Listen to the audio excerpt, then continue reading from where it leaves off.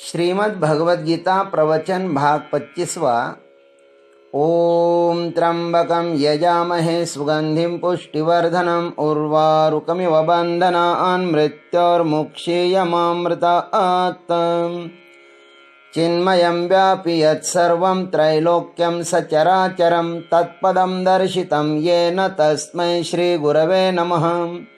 वसुदेवसुतं देवं कंसचानूरमर्दनं देवकी परमानंदं कृष्णं वंदे जगद्गुरुं।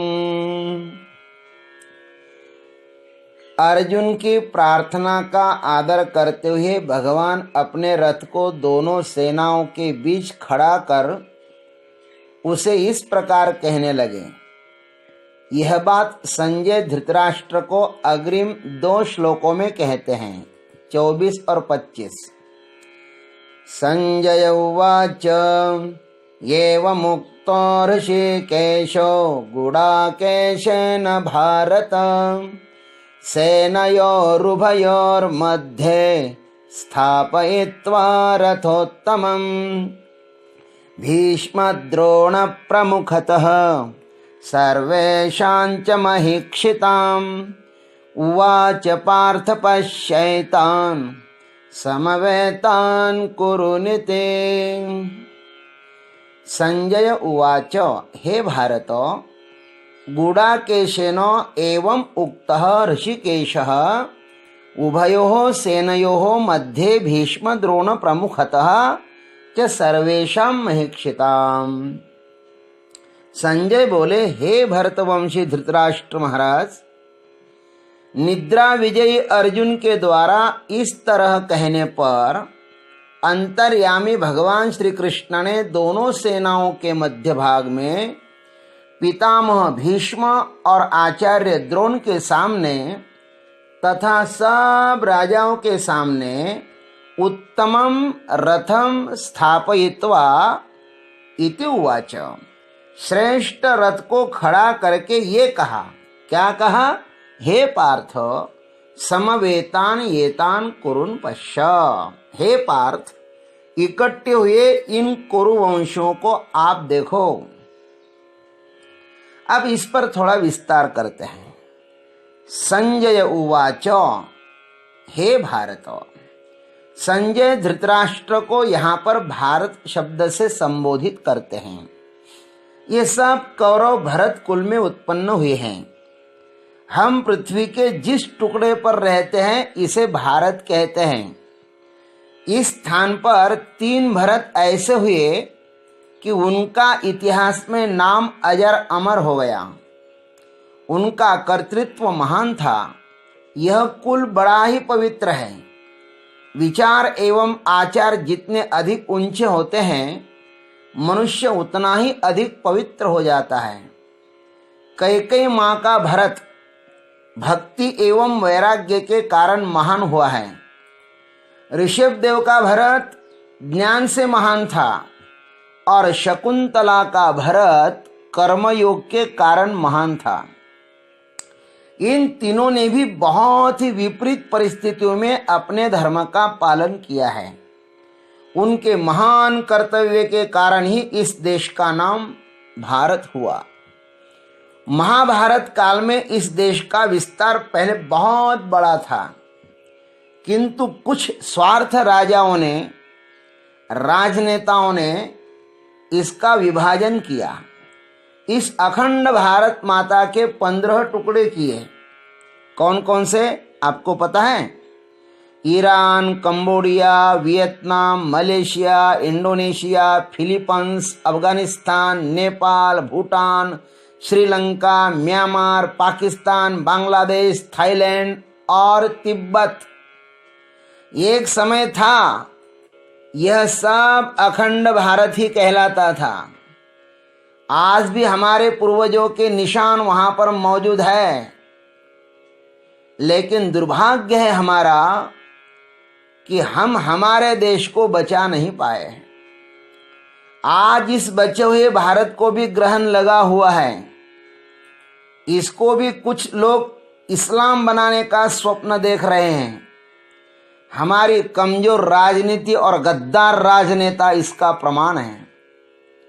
इस भारत माता को हिंदुस्तान घोषित करना हो तो सभी हिंदुस्तानियों को आगे आना होगा। राजनेता तो बिके हुए हैं धृतराष्ट्र की तरह, पराधीन है बेचारे। पद के मोहरूपी दुर्योधन ने उनकी बुद्धि भ्रष्ट कर दी है। अतः अब हमें ही जागना होगा। संजय कहते कि हे भारत, उन पूर्वजों ने सत्य धर्म की रक्षा के लिए अपना सर्वस्व अर्पण किया है और आप अधर्म की सहायता कर रहे हो। संजय के मन में धृतराष्ट्र के प्रति बहुत बड़ा आदर नहीं है और इसका कारण स्वयं धृतराष्ट्र ही है। गुड़ाकेशेन एव मुक्तः, अर्जुन के लिए गुड़ाकेश नाम आया है। घुंघराले बाल वालों को भी गुड़ाकेश कहते हैं। अर्जुन के घुंघराले बाल थे। गुड़ा निद्रा को भी कहते हैं। ईश स्वामी को कहते हैं, जो निद्रा का स्वामी है, जिसने अपने मन को अपने वश में किया है, वह है गुड़ाकेश। अर्जुन निद्रा विजयी है, इसलिए ही वह हर क्षेत्र में सफल रहा है। निद्रा, प्रमाद और आलस ही मनुष्य का अधिक आयुष्य बर्बाद कर देते हैं। जिनके पास ये तीनों नहीं है, उनका जीवन महान है। निद्रा आयुष्य को खाती है, प्रमाद कर्तृत्व को खाता है और आलस विकास को नष्ट करते हैं। अर्जुन का जीवन सब तरह से सफल है। उसके जीवन की सर्वोत्कृष्ट उपलब्धि यह है कि भगवान उसके सारथी हैं। गुड़ाकेश यह नाम पुरुषार्थ का प्रतीक है। धर्मयुक्त पुरुषार्थी व्यक्ति को भगवान सहायता करते हैं और अधर्मयुक्त कार्य करने वाले को उसका पूर्व पुण्य सहायता करता है। इसको ध्यान से समझना। पाप करने के लिए पुण्य का संग्रह अनिवार्य है। पुण्य से संपत्ति मिलती है और संपत्ति से अहंकार होता है और अहंकार से पाप होता है और पाप से अधोगति होती है। यह अकाट्य क्रम है। जिस संपत्ति से परमात्मा दूर हो जाए और अधर्म का, अहंकार का साम्राज्य बढ़ जाए, तब समझना चाहिए कि वह संपत्ति हमें पुण्य से प्राप्त हुई है। और जीवन में निर्धन अवस्था में भी यदि धर्मयुक्त आचरण का साम्राज्य बढ़ता रहे, दया, करुणा, भक्ति भाव ये बढ़ने लगे, तो समझना चाहिए कि अब परमात्मा का सानिध्य प्राप्त ही होगा। भगवत कृपा से प्राप्त लक्ष्मी भगवत कार्य में ही लगनी चाहिए और लगती ही है, क्योंकि लक्ष्मी नारायण की दासी है।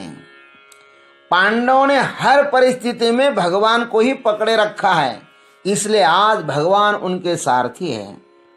किसी भी विपरीत परिस्थिति में जो भगवान को अथवा सत्य धर्म को नहीं छोड़ता, भगवान भी उसे कभी भी नहीं छोड़ते हैं। जो धर्म की रक्षा करता है, धर्म उसकी रक्षा करता है। धर्मो रक्षति रक्षितः। सत्यनिष्ठ व्यक्ति ही सत्य को आज्ञा दे सकता है और सत्य का आदेश सत्य ही स्वीकार कर सकता है। इसलिए तो अर्जुन ने भगवान को आदेश दिया, रथम स्थापयमेच्युत सेनयोरुभयोर्मध्ये। ऋषिकेश उभयों सेनयों मध्य। अर्जुन इंद्रिय विजयी है तो श्री कृष्ण इंद्रियों का मूल है। वे इंद्रियों की जड़ में बैठे हुए हैं। जो इंद्रियों के दास होते हैं उन्हें विषय गुलाम बना देते हैं और जो इंद्रियों के स्वामी होते हैं, इंद्रियों का मालिक उनका गुलाम हो जाता है। जो अंतर्यामी से कभी भी विभक्त नहीं होता है, वही सच्चा भक्त है। श्री कृष्ण अर्जुन के सब भावों से परिचित है, इसलिए रथ कहाँ पर खड़ा करना चाहिए यह उन्हें पूर्णतः ज्ञात है। भक्तों की भावना को भगवान ही जानते हैं। अतः भीष्म द्रोण प्रमुखतः च सर्वेषां महीक्षितां उत्तमं रथम स्थापयित्वा इति उवाच। पितामह भीष्म और आचार्य द्रोण के सामने तथा संपूर्ण राजाओं के सामने रथ खड़ा कर दिया। यह बड़ा ही सुंदर दृश्य है। रथ ठीक जगह पर खड़ा है। मुक्ति में ये तीन ही बंधन है। साधक को चाहिए कि उसे स्वजनों से, गुरुओं से, और समस्त संसार से वैराग्य हो जाए। इन 3 सेतुओं को जो पार कर जाता है वही इस नश्वर संसार से मुक्त हो जाता है। इन तीनों को छोड़ने के लिए बहुत बड़ा आत्मिक बल चाहिए। अर्जुन जैसा महान व्यक्ति भी इन्हें देखकर विषादग्रस्त हो जाता है, तो फिर हम जैसे सामान्य साधकों की क्या कथा। भगवान जिस पर कृपा करना चाहते हैं तो सर्वप्रथम उसका ममत्व ही छीन लेते हैं। अर्जुन के भीतर में जो ममता बैठी है अनादि अनंत काल से, उसको उखाड़ कर फेंकने का यह सुअवसर देखकर रथ ठीक जगह खड़ा कर दिया भगवान ने। यह रथ उत्तम तथा परिपूर्ण है, अर्जुन को प्रसाद रूप से मिला। एक कवि ने कहा, कर वसुपद 22 रथाला, कर वसुपद 22 रथाला, वेदस्तन शोभति शिरे 7, पुच्छे 5 जयाला, स्मरणे दे मुक्ति अल्प दिवसात। पुनः एक बार, कर वसुपद 22 रथाला, वेदस्तन शोभति शिरे 7, पुच्छे 5 जयाला, स्मरणे दे मुक्ति अल्प दिवसात। यह श्लोक नासिक के सहस्रबुद्धे जी ने हमको बताया था उस समय। इसका अर्थ है, जिस रथ में 8 हाथ है, 4 भगवान के और 2 अर्जुन के और 2 हनुमान जी के, पैर 22 है, 16 घोड़ों के और 6 कृष्णार्जुन और मारुति के, 4 स्तन है कृष्ण और हनुमान के। अर्जुन को भी स्तन नहीं है और घोड़ों को भी स्तन नहीं होते हैं, क्योंकि अर्जुन नर के प्रतीक है। 7 सिर है, 4 घोड़ों के और 3 एक भगवान कृष्ण, अर्जुन और हनुमान, और 5 पूंछ हैं, 4 घोड़ों के और 1 हनुमान जी का पूंछ। ऐसे रथ का स्मरण करने से अल्प दिनों में ही मुक्ति मिल जाती है।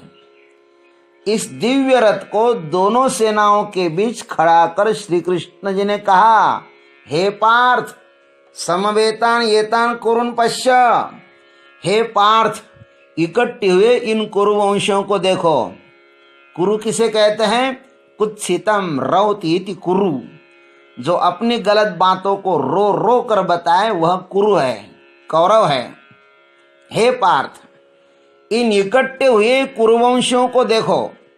भगवान ने अपना रथ ठीक भीष्म और द्रोणाचार्य के समक्ष ही खड़ा कर दिया, क्योंकि 11 अक्षौहिणी सेना का मूल स्तंभ ये दोनों ही है।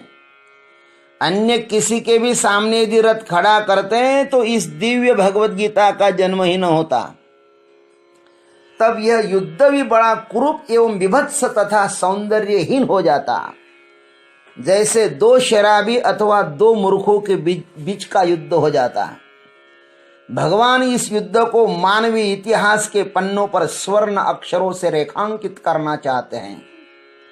जब तक यह पृथ्वी रहेगी तब तक यह अभूतपूर्व महाभारत युद्ध पृथ्वीवासियों को स्मरण रहेगा। ऐसा युद्ध तो दिव्य पुरुषों द्वारा ही संभव है। अतः प्रभु अर्जुन को ममतामयी कलुषता को समूल नष्ट करने के लिए इस गीता का उपदेश देते हैं। युद्ध के पश्चात पश्चाताप करने की अपेक्षा उसके यथार्थ से पहले ही परिचित होना यह समझदार व्यक्ति का कर्तव्य है। भगवान ने गीता उपदेश के लिए अर्जुन को ही क्यों चुना? इसलिए कि पांडव पक्ष के समस्त योद्धाओं में शस्त्रास्त्र विद्या में प्रवीण तथा शक्तिशाली महाबाहु अर्जुन ही हैं। साथ में वे विवेकशील भी है। शस्त्रास्त्र विद्या तथा शक्ति विवेक के बिना कुरूप तथा पीड़ादायक ही हो जाती हैं। जैसे आज जिन देशों के पास शस्त्रास्त्रों की क्षमता अत्यधिक है, वे अत्यंत कुरूप विचारों के हो गए हैं। वे अन्य निर्बल अथवा शांतिप्रिय देशों में घातपात करने के विचारों से ही संलग्न रहते हैं। अतः